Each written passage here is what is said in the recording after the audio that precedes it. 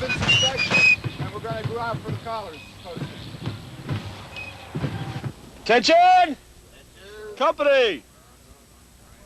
3 summers of war had come and gone across the nation. The folks back home were becoming accustomed to scenes of carnage at the front, recorded by photographers like Alexander Gardner and Timothy O'Sullivan. I got to watch her. I might not be around so much longer. I have a tendency to... But they weren't prepared for the concept of total war that would engulf thousands of Americans that summer of 1864.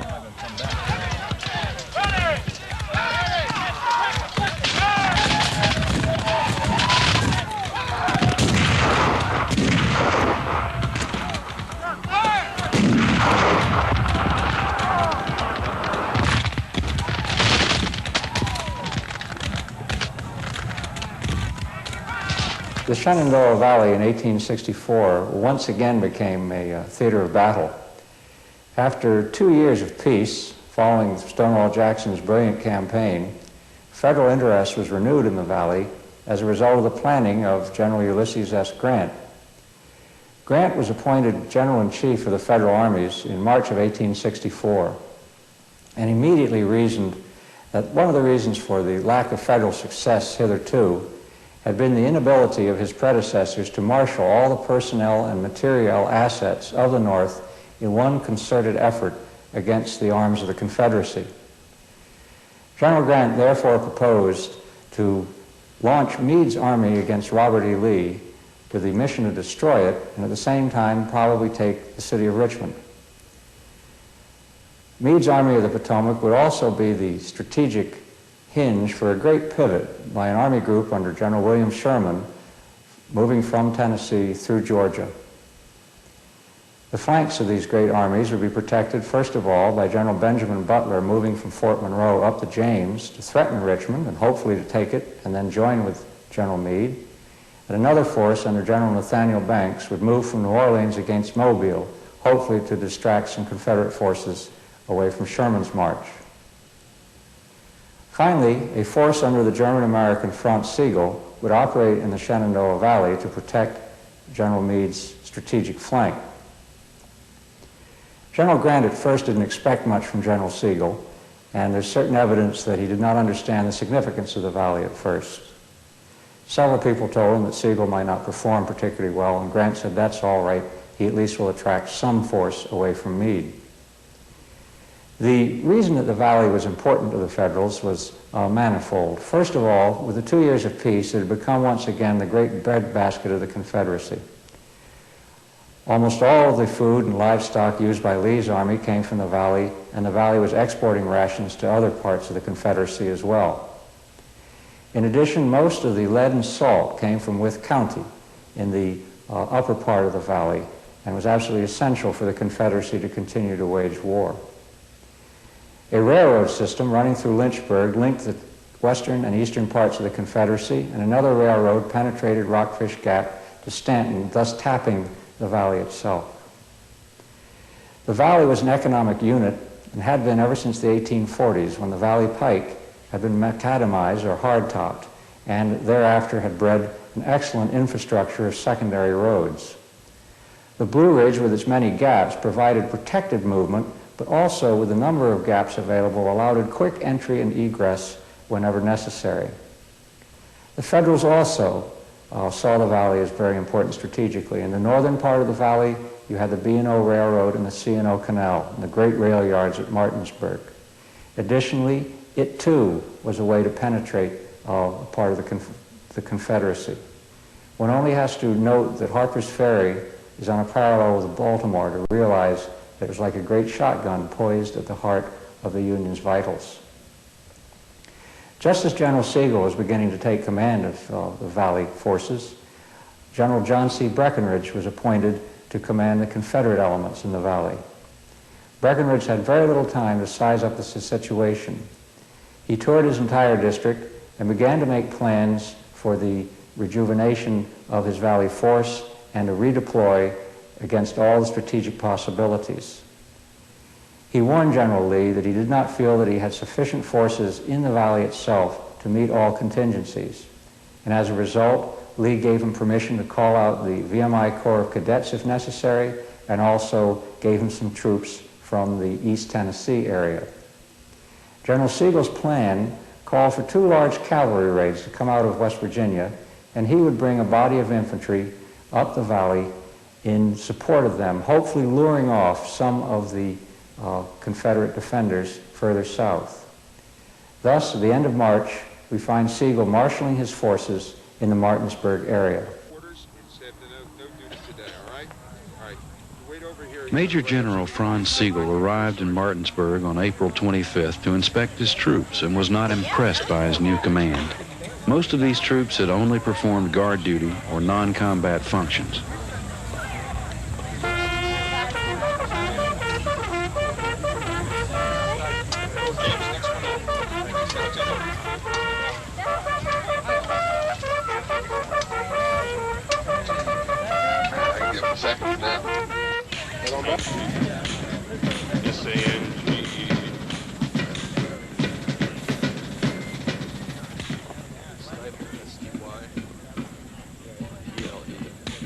On the 27th, Sigel ordered a grand review that turned into utter confusion for the undisciplined troops.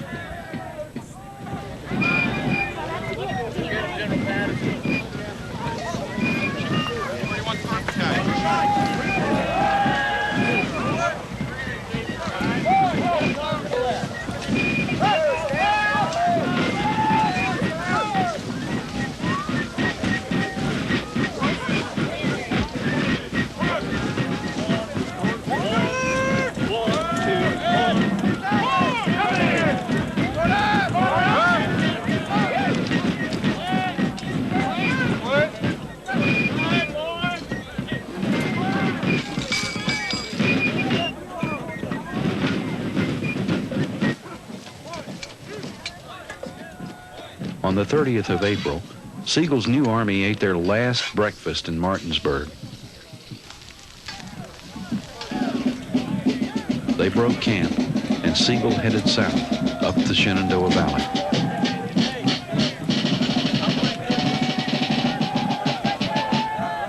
At the same time, Breckinridge is working at expanding his small force, and he persuades General Lee to order Wharton's 1,000-man brigade and John Hunt Morgan's cavalry from Tennessee to join his growing army.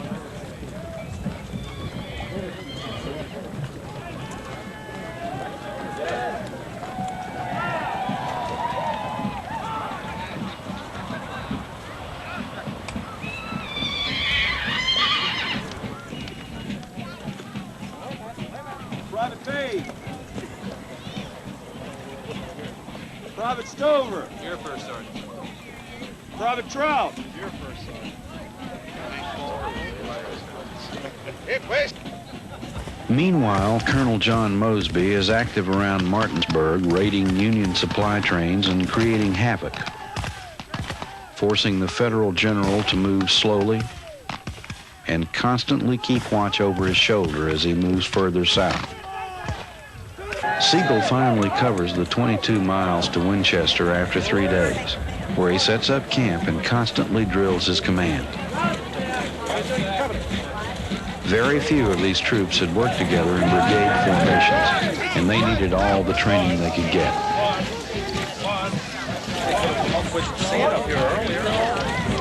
After colors, then we'll go into a battalion drill. They drilled.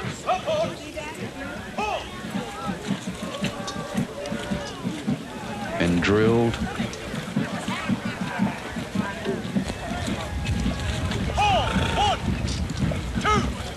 And drilled some more.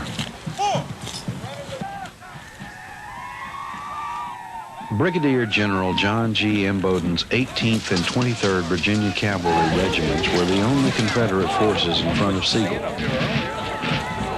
The 62nd Virginia Mounted Infantry, commanded by Colonel George S. Smith, was also concentrated at Woodstock. To assure command unity, Lee added Imboden's Valley District to Breckinridge's command. Ready to break ranks? March. The Confederates weren't going to wait and see what Sigel had in mind. On May 5th, Captain John H. McNeil, with only 60 men, staged a devastating raid on the Piedmont, West Virginia Rail Depot.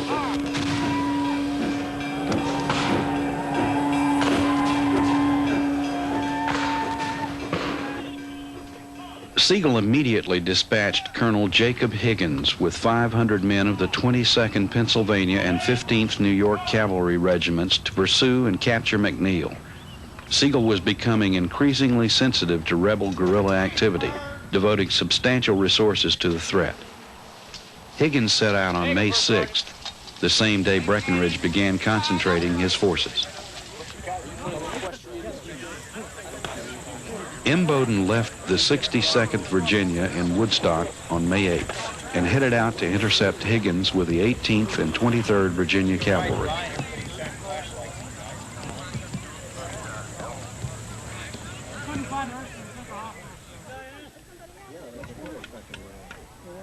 Higgins' patrol failed to catch McNeil and headed back to join Sigel. Just after dawn, they rode into Lost River Gap with 800 rebels quietly watching.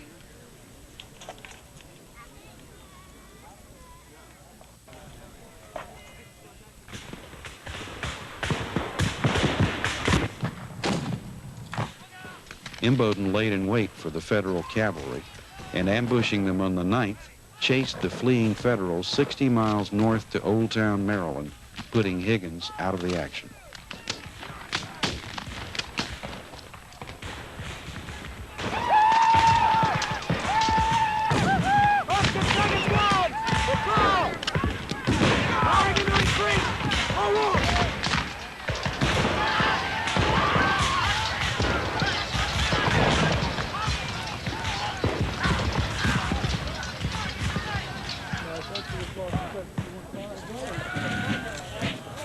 On the same day, Sigel moved south from Winchester, camping at Cedar Creek, making headquarters at Belle Grove on the 10th of May, the first anniversary of Stonewall Jackson's death.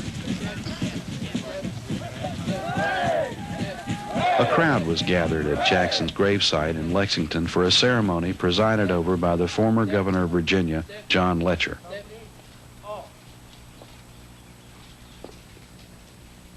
Order, arms. Parade, rest.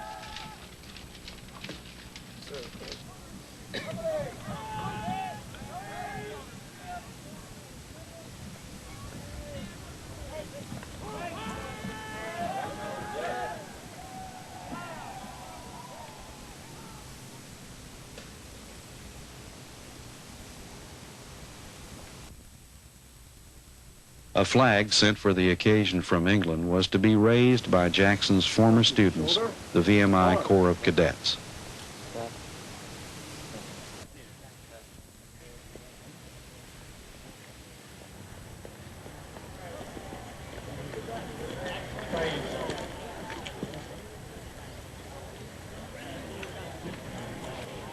Shoulder, arms.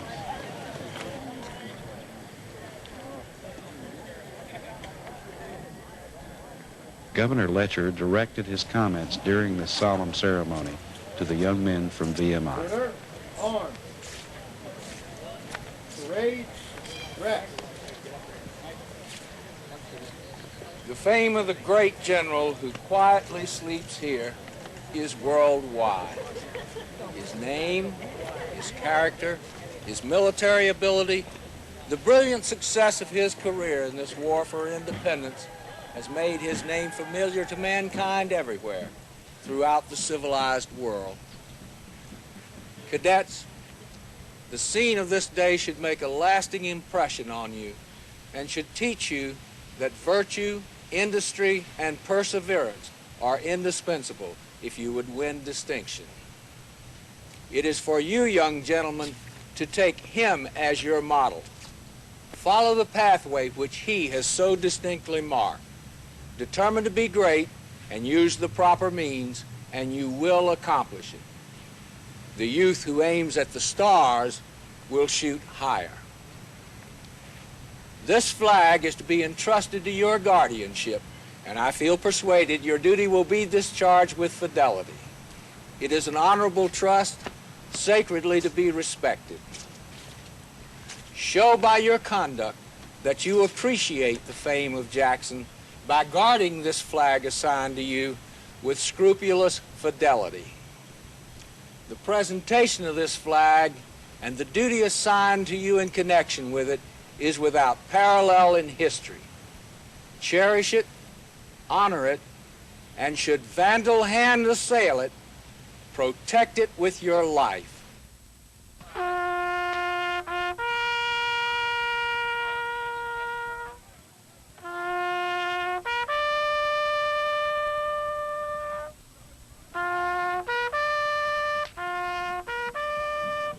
The situation had become critical, compelling Breckinridge to send an urgent message to Francis Smith, superintendent of VMI, calling on the cadets to join his hastily assembled army that would defend the valley.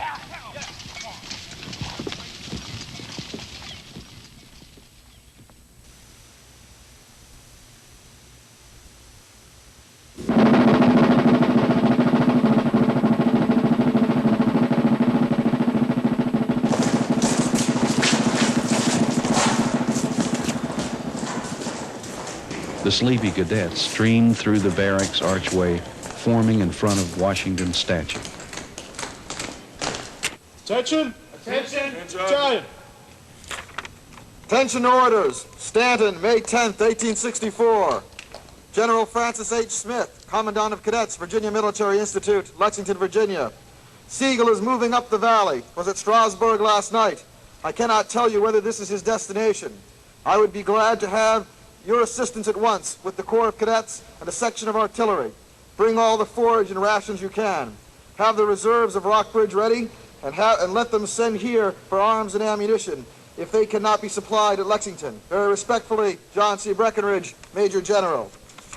Headquarters, Virginia Military Institute, May 11th, 1864. General Orders number 18, 1. Under the orders of Major General John C. Breckinridge, Commanding Department of West Virginia, the Corps of Cadets and a section of artillery will forthwith take up the line of march for Stanton, Virginia, under the command of Lieutenant Colonel Scott Shipp. The cadets will carry with them 2 days' rations. 2. Captain J.C. Whitwell will accompany the expedition as assistant quartermaster and commissary and will see that the proper transportation is supplied. 3. Surgeon R.L. Madison and Assistant Surgeon George Ross will accompany the expedition and attend the care of the sick and wounded. 4. Colonel Shipp, on arriving at Stanton, will report in person to Major General Breckinridge and await further instructions. 5. Captain T.M. Simmons is assigned to temporary duty in the staff of the commanding general by command of Major General Francis H. Smith. J.H. Morrison, acting adjutant, the Virginia Military Institute. Corps dismissed. And so, early on the 11th, the Corps of Cadets moved north to join General Breckinridge at Stanton. General Imboden sent word to Breckinridge that he definitely needed help as Sigel pressed southward. By that time, the Federal forces were engaging the Confederate cavalry between Woodstock and Mount Jackson. It was at Woodstock that Sigel realized that he was facing not just Imboden, but also the forces being marshaled by Breckinridge. However, Sigel reckoned that it would be best for him to move southward and try to block the New Market Gap. He was thinking strategically and was not deploying his forces the way he should have. Breckinridge, at the same time, had just a few hours to size up the tactical situation. He knew already of the cavalry forces coming at him from West Virginia into Wythe County. But he reasoned that the most important place was the New Market Gap. From there, he would be 75 miles on the western flank of Robert E. Lee's army, locked in mortal combat with the forces of Meade in the Battle of the Wilderness. As a result, Breckinridge decided that he would focus on New Market. In reaction to some guerrilla raids, he sent off another large force of cavalry, this time to the east, moving up the Page Valley with instructions to destroy Confederate supplies at Luray and then rejoin the Federal force at New Market. Imboden and Breckinridge were well aware of Sigel's movements from their signal station atop Massanutten Mountain. Friday the 13th was not to be a good day for Colonel Boyd and his troopers. Imboden, already sparring with Sigel's advanced cavalry in the Mount Jackson vicinity, spied Boyd coming through New Market Gap. Captain James Stevenson of Boyd's command described the scene. As we descended the mountains, we discovered a large body of troops marching up the valley pike from Mount Jackson towards New Market. The colonel thought they were friendly and ordered us to advance. We crossed the bridge and were just in the act of crossing the stream when the bluff above us became alive with horsemen. We heard the well-known rebel yell accompanied with a shower of bullets and shouts of, "Now we've got the damned Yankees, give 'em hell."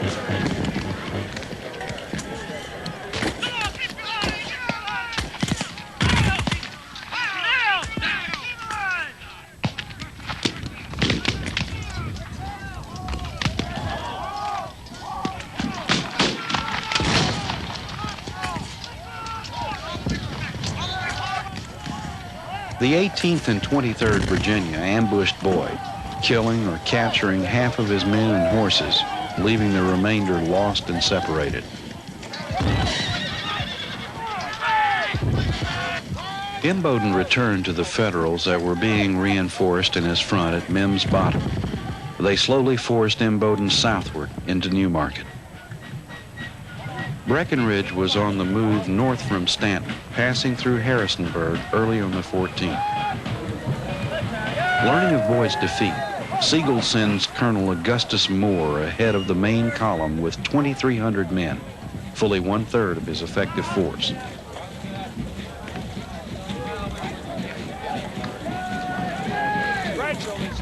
They moved the 21 miles from Woodstock in 7 hours, forcing Imboden to evacuate New Market late in the afternoon.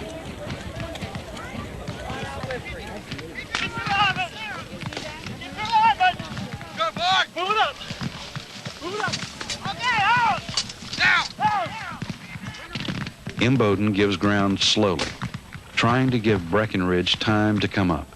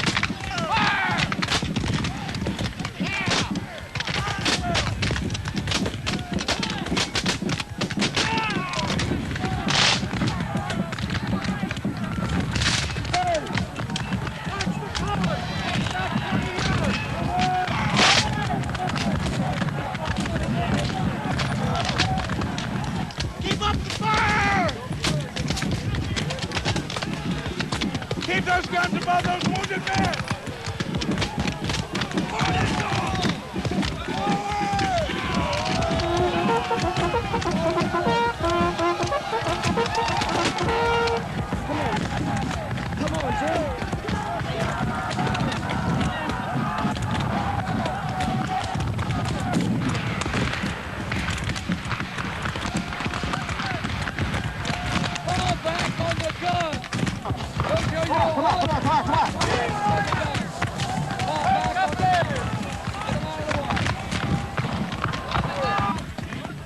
The Confederates end up pulling back to Shirley's Hill. Colonel Moore camped his tired, foot-sore soldiers on Bushong's Hill that evening, but rest did not come easy. Twice that night, the 62nd Virginia sparred with the 1st West Virginia,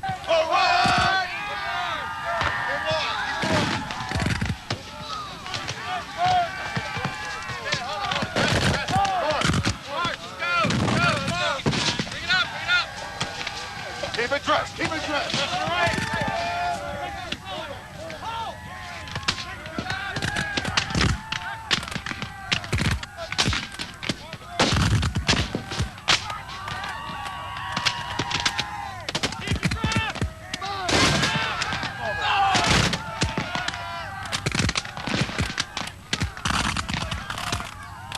After some heavy fighting, both sides retired into the gloomy darkness.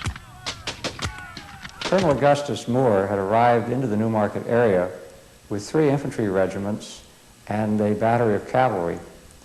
Sigel had probably selected Moore for this job because he was a fellow German and he felt more comfortable with his German officers than he did with the Anglos, who were also assigned to him. Moore arrived with elements from several brigades, none of whom had worked under him before. He deployed his line in the vicinity of the Lutheran Church, with the 1st West Virginia right around the church, the 123rd Ohio to its right or west, and then east of the pike, the 34th Massachusetts set up. On the high ground further west, a battery of artillery was deployed. Fighting went on sporadically until close to 11 o'clock, perhaps even midnight, when General Imboden broke contact and pulled further south. He encountered General Breckinridge and the main body of the Confederate force at Lacey Springs, 12 miles south of Newmarket, briefed him on the situation, and Breckinridge immediately decided to begin an advance to meet the Federals around Newmarket. Moore had put out cavalry vedettes well south of his position, and by about 3 a.m., 2 hours after the Confederates had begun their march from Lacey Springs, the first contact was made, and word rapidly reached the Federal commander that the Confederates were approaching. At that point, he sent word back to the 18th Connecticut Regiment, which was in the vicinity of Edinburgh, and told them to come forward as quickly as they could. That unit left so quickly that 3 of its companies who were on picket duty were abandoned and didn't realize that they were on their own until first light, when they too began to dog-trot southward. By about 6 in the morning, Breckinridge had brought his people to a position south of Shirley's Hill, and contact was becoming more imminent. Moore deployed, expecting the Confederates to attack him in the village. Breckinridge put his artillery on Shirley's Hill, and then arranged his somewhat smaller force in 3 lines in echelon, and then moved them around in such a manner that the Federal officers watching them thought that instead of 1 line of infantry, they were being faced by 3 lines of heavy infantry, and actually thought that they were the ones who were outnumbered. It was Breckinridge's hope that Moore would leave his positions and attack him, so he just engaged artillery at first in the hopes to lure the Federals in his direction. At about this time, at 8 in the morning, General Julius Stahel, the cavalry commander in Sigel's force, arrived, and perhaps sensing that Moore was too far forward to be able to be joined by the Federals who were legging it from further north, he began to move the forces around. The experience of the 34th Massachusetts is perhaps symbolic of Stahel's grasp on the situation. The 34th Massachusetts was about to make breakfast in its positions to the east of the Lutheran Church when it was ordered to a point about 2 miles further north along the pike. No sooner had it arrived there than it was ordered back to its original positions. It was then told to put pickets out, which it did, and no sooner having done that, it was ordered to recall its pickets. The 34th Massachusetts was then directed to march to a position on Sigel's Hill. They thus had walked about 7 miles, having achieved absolutely nothing, and it was at that point that I am sure that the Federal soldiers realized that they were not under the control of a firm hand.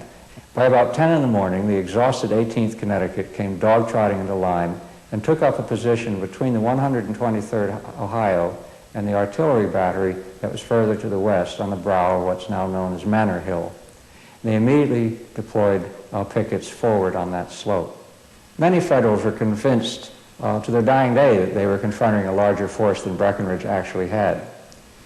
When he directed his infantry to begin to move forward, he sent the bulk of his artillery over to the pike on the east of his formation under the command of Major McLaughlin, where it operated almost as an assault gun battalion, largely under Breckinridge's command for the rest of the day.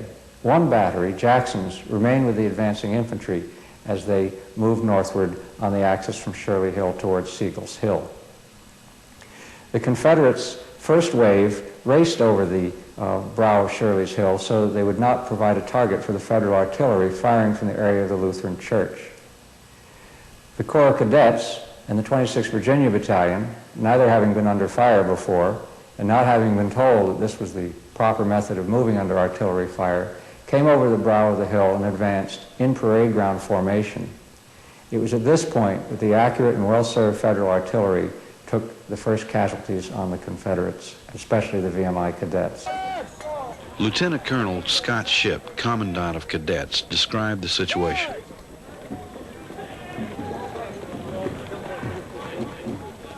As Wharton's line assembled a knoll, it came in full view of the enemy's batteries, which opened a heavy fire, but not having gotten the range, did but little damage. By the time the second line reached the same ground, the Yankee gunners had gotten the exact range, and their fire began to tell on our line with fearful accuracy. It was here that Captain Hill and others fell. Great gaps were made through the ranks, but the cadet, true to his discipline, would close into the center to fill the interval and push steadily forward.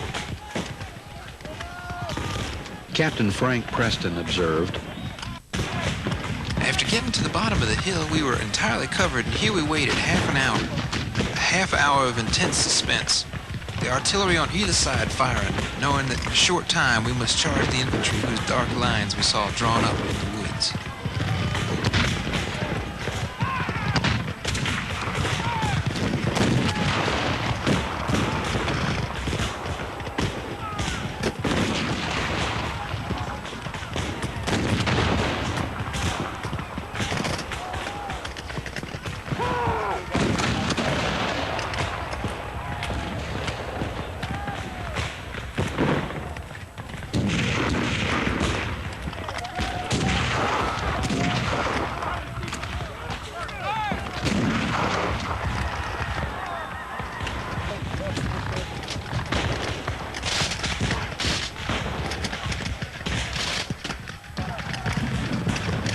Let's go, Shay, help that wounded man out there. Let's go, move it.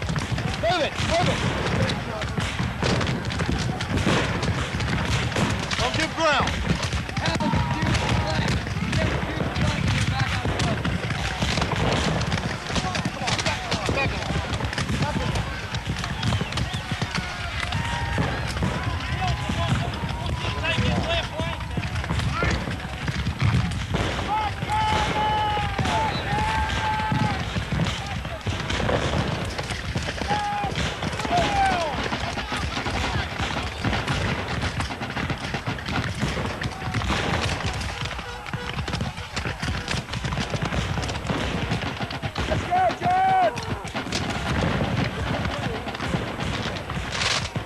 General Sigel arrived on the field at noon and immediately realized that his force was stretched out and in a precarious position. He was ready to fall back, but Moore and Stahill convinced him to make a stand on Bushong's Hill.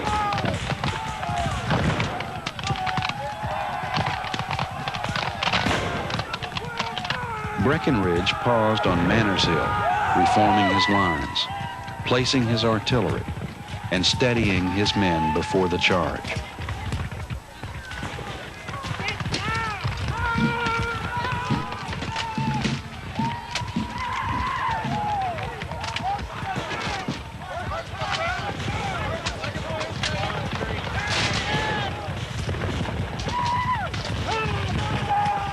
The remainder of Moore's line is cleared out of New Market by George Smith's 62nd Virginia Mounted Infantry.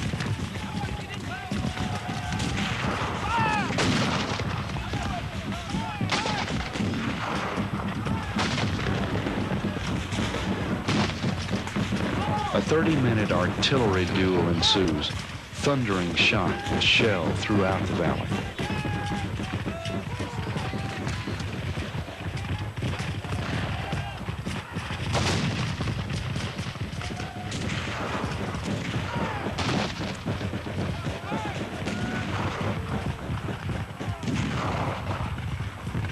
The 123rd Ohio has been broken by the steady Confederate advance, leaving only remnants of the 18th Connecticut in the Bushong farmyard to slow Wharton's oncoming column.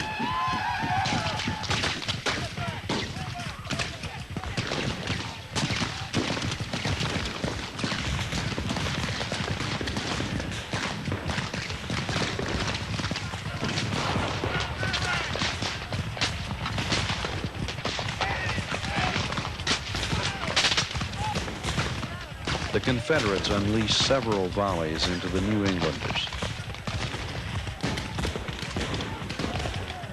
the 18th falls back into the Bushong orchard.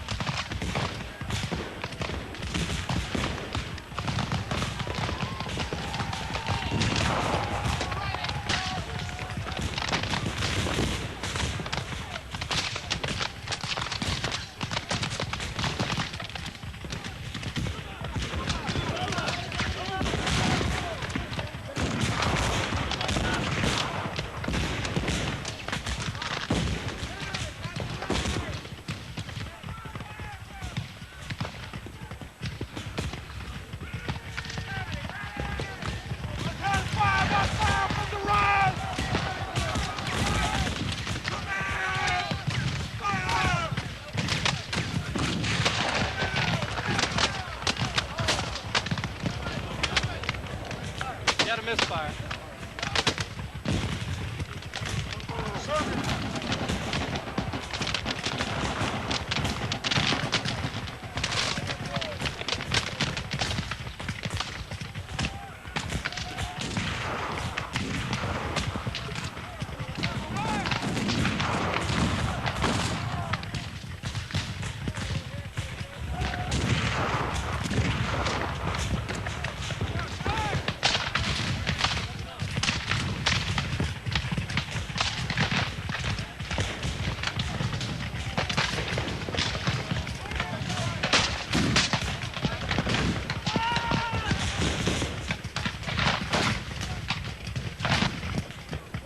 The weight of Worden's line presses the 18th out of the orchard to the north fence of the Bushong farm.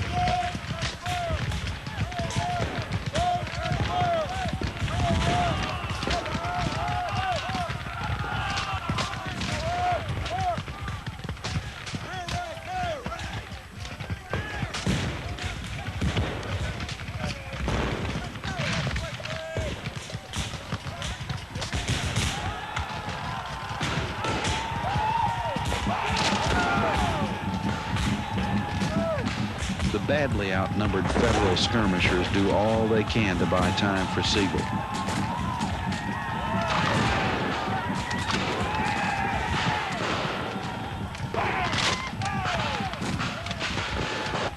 As they drop back, the main Union battle line on Bushong's Hill gains a clear field of fire and opens up on Worden's steadily advancing line.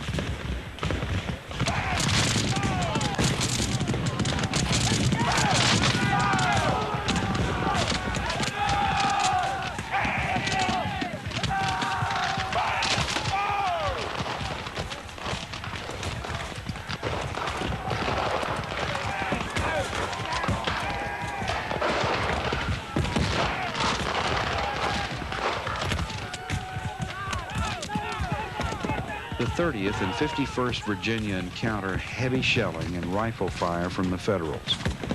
They begin taking heavy casualties and fall back to the protection of the farmyard.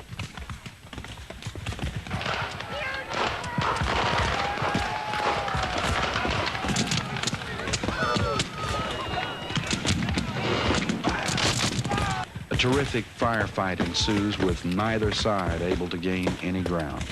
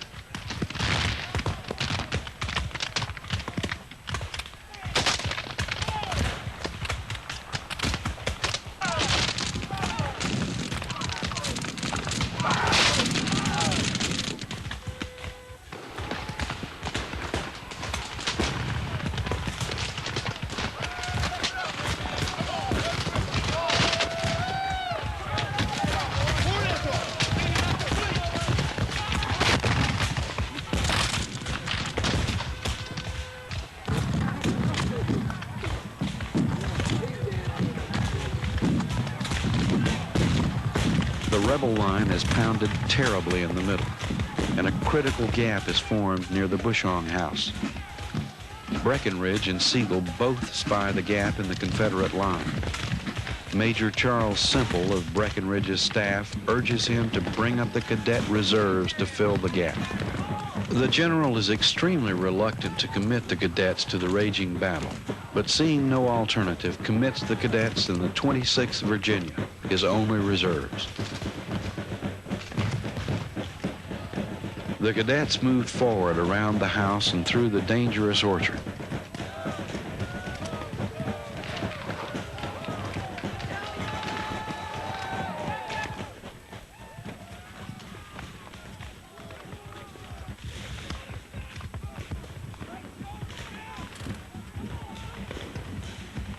Cadet John Howard described his experience.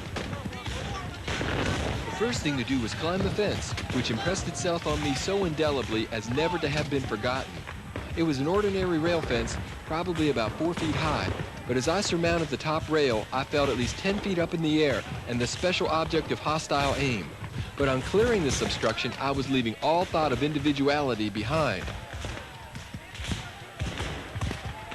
At the same time, Sigel ordered a general attack.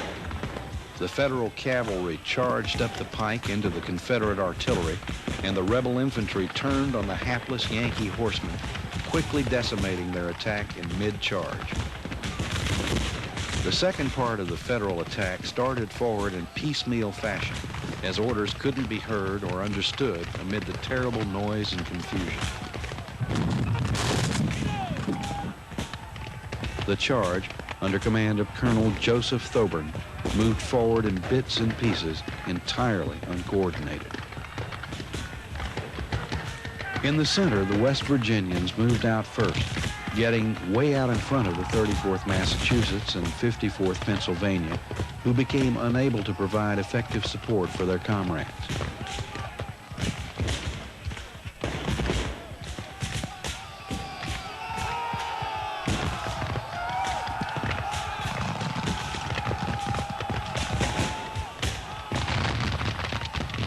The 1st West Virginia halted after going only 100 yards. They defended briefly, taking heavy casualties.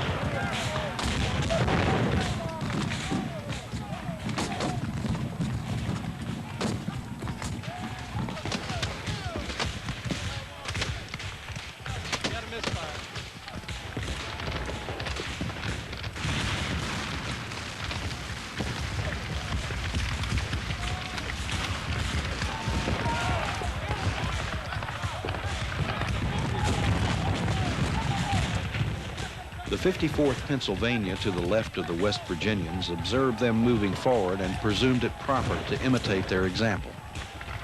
A general charge was the order, and they moved forward.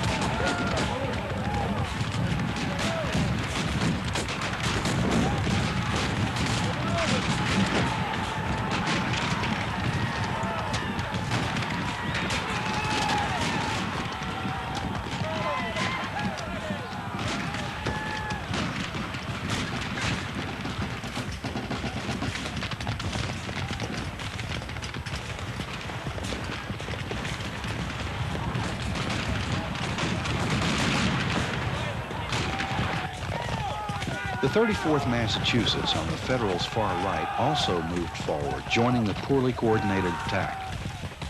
Sigel had seen his opportunity, but could not coordinate the attack to capitalize on the situation.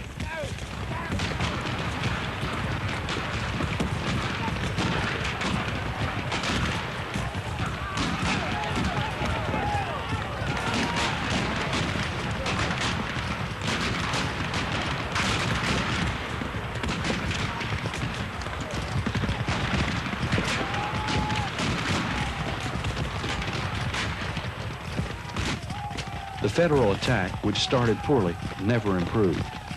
The 34th Massachusetts continued forward, taking more than 200 casualties. Colonel George D. Wells tried to order retreat, but couldn't be heard over the battle noise. So he grabbed the color bearer and physically turned him around.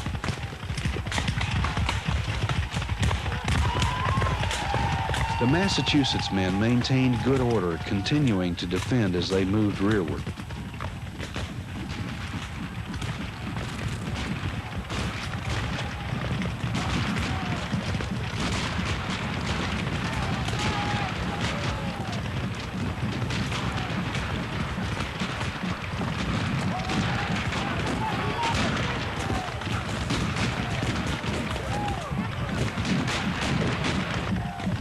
The 54th continued to resist, but taking almost 50% casualties, are forced back.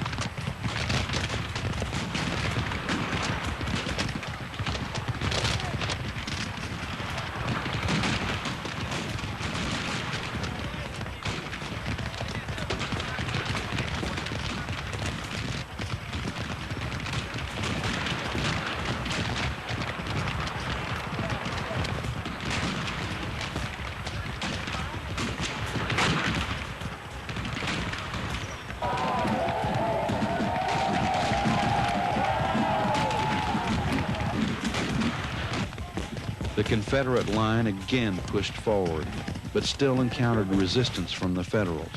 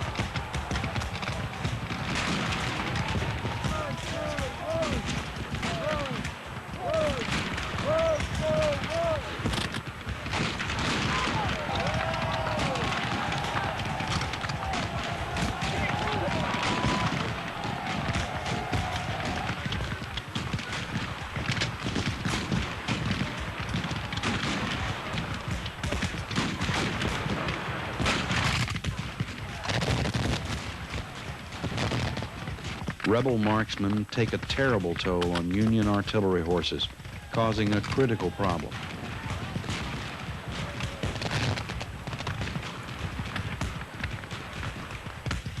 All at once, the Confederate line lurched forward for the final charge.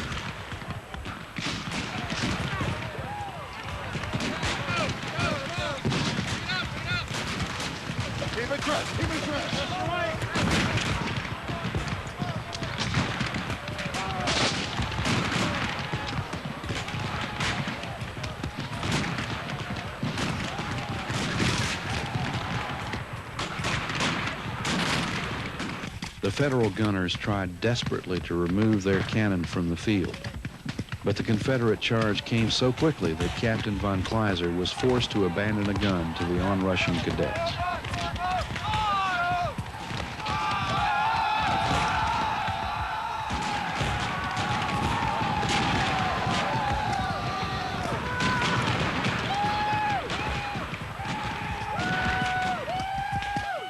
The elated cadets held the prize that would ensure their place in Southern legend.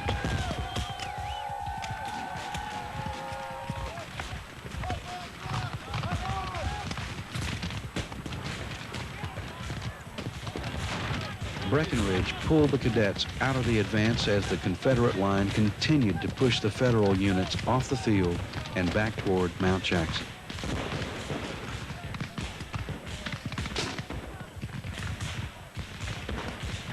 This left only the battery of artillery, B, the 5th United States, under Captain Henry DuPont. Sensing the situation, DuPont realized he would have to take some action on his own initiative. He deployed his battery by defense of platoon and echelon. This was done rarely without infantry support because it made his sections very vulnerable.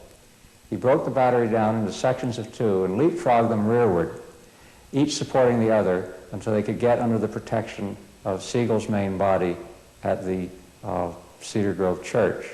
It was this daring action that caused Breckinridge to bring his attack to a halt. And given the very poor visibility with the smoke and the rain, Breckinridge had to reason that there was more infantry available on the Federal side than he had originally thought, and he had to get reorganized rather than take a large risk. So it was DuPont's daring action that saved the day for Sigel.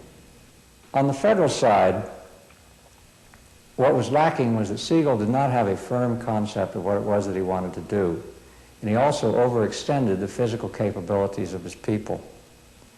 General Breckinridge, on the other hand, had a very clear grasp on the strategy that he had to adopt, and he carried it out in an aggressive and optimistic fashion. New Market is an interesting battle, made even more interesting by the participation of the VMI cadets. The cadets made a valuable, almost vital contribution to Confederate success. Theirs is one of several vital contributions. One can only think of the 26th Virginia Battalion coming so close and pouring a devastating fire on Sigel's artillerymen. But what makes the cadets' case so interesting is that they were not combat soldiers. They were young men of varying ages, taken from their campus and asked to fight for something in which they believed. They carried out an unpleasant task with great valor, great courage, and as such inspired not only the Confederacy in the waning days of its life, but all those who have come after them. Sergeant Campbell, died on the field of honor, sir. Private Crockett died in the field of honor, sir. Private Jones died on the field of honor, sir. Private McDowell died on the field of honor, sir. Private Stainer died on the field of honor, sir. Private Jefferson died on the field of honor, sir. Private Wheelwright died on the field of honor, sir. Private Haynes died on the field of honor, sir. Private Hartsfield died on the field of honor, sir. Corporal Atwill died in the field of honor, sir.